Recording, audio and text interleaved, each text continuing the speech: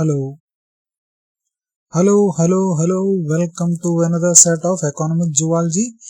ఇప్పుడు మనం next set తో మనం మొదలు పెడదాం. ఓకే, సో ఎక్కడ ఉన్నాయి ఇప్పుడు? Let's start. So the insect vector for chikungunya. ఒక్క నిమిషం దీన్ని జూమ్ చేయాలి, అప్పుడే మీకు బాగా కనిపిస్తుంది. Let us see. The insect vector for chikungunya in India is chikungunya అంటే దానికి వచ్చేసరికి ఎయిడిస్ ఎజిప్టి. చికెన్ గున్యా కానీ డెంగ్యూ కానీ వీటికి సంబంధించి ఎయిడిస్ ఎజిప్టి. క్యూలెక్స్ వచ్చేసరికి Japanese encephalitis. Okay, and Anopheles stephensi వచ్చేసరికి malaria. Okay, right. So next question, pearl culture in India uses Pinctada fucata. నిజమే, పెల్ కల్చర్ కి ఇదే ఉపయోగిస్తారు. Oyster farming is done in brackish water. ఇది కూడా నిజమే. Edible oyster is Crassostrea madrasensis. Crassostrea అంటేనే edible oyster అని గుర్తుపెట్టుకోవాలి. ఇది cultured in Tamil Nadu, right. Molluscan fishery contributes 10% to marine export. Now this contributes to less than 2%. So only 1 and 2 and 3 are only correct. Next third one వచ్చేసరికి మీకు already నేను ఇది చెప్పాను, మళ్ళా చెప్తున్నాను. ఒకవేళ చూడకపోతే కనుక ప్రీవియస్ వీడియో చూడండి. ఆటోసోమల్ డామినెంట్ యొక్క డిసీజెస్ ఏముంటాయి అంటే కనుక Huntington's disease and Marfan syndrome. Okay, and autosomal recessive అంటే కనుక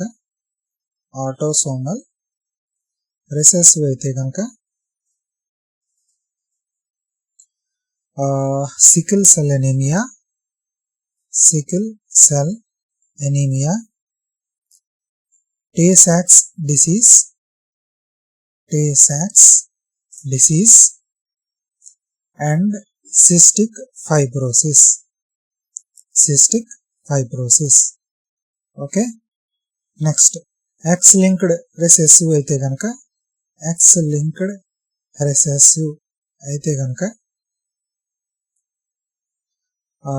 DMD, Duchenne muscle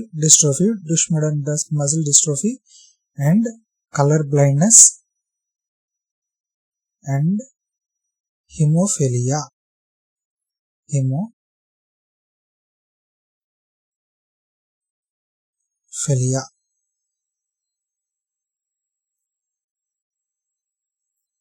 okay, so ఇది దీన్ని బట్టి హిమోఫిలియా అంటే ఏమొచ్చింది?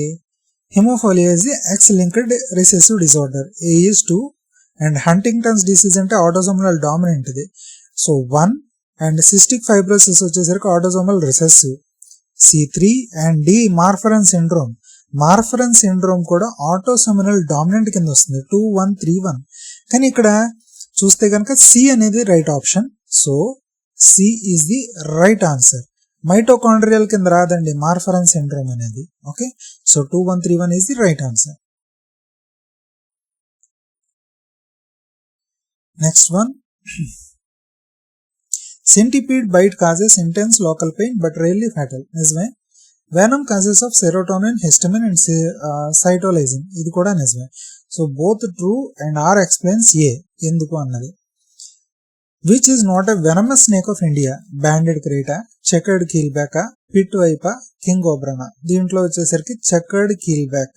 ఇది not venomous snake.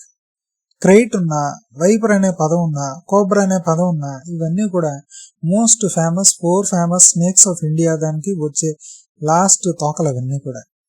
Next, in DNA forensics the enzyme used in RFLP is. ఇది రిపిటేటివ్ ఫ్రాక్షన్ లెంత్ ప్రాసెస్ వచ్చేసరికి దీంట్లో రిపీటెడ్ ఫ్రాక్షన్ లెంత్ ఇది వచ్చేసరికి very old DNA determining procedure. Okay, so దీంట్లో వచ్చేసరికి అప్పట్లో రిస్ట్రిక్షన్ ఎండోన్యూక్లియస్ అనేది ఎక్కువగా ఉపయోగించేవారు ఎంజైమ్ కింద. Okay, next one, consider the following about the genetic counseling. Pedigree analysis. 1 minute.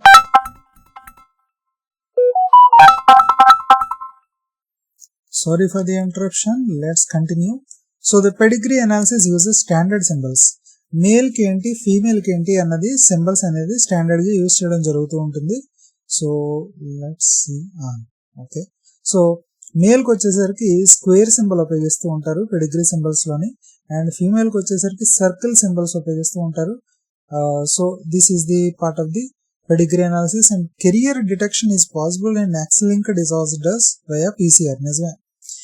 And consanguinity increases risk of recessive disorders, and it is only for married couples. ఇది కాదు, ఇది మ్యారీడ్ కపుల్స్ అనే కాదు, pre married couples ఎవరికన్నా కూడా ఇది ఈ genetic test అనేది compulsory. So 1, 2, 3 are the right answers. And next one, let's proceed to 8th question. The fish catla belongs to ఇది ఏంటంటే fresh water surface feeder. The fish catla belongs to fresh water surface feeder. And next one, which gene mutation causes the thalassemia? Thalassemia వచ్చేసరికి HBB దానివల్ల cause అవుతూ ఉంటుంది. And the shellac from lac insect is used in food glaze లో కానీ electrical insulation, pharmaceutical coating వీటన్నిటికీ కూడా ఉపయోగిస్తూ ఉంటారు. సో అందుకనే షెల్ ల్యాక్ అన్న చూడండి మీరు ఎప్పుడన్నా, ఆ షెల్ ల్యాక్ లో వాడేది కూడా ల్యాకే.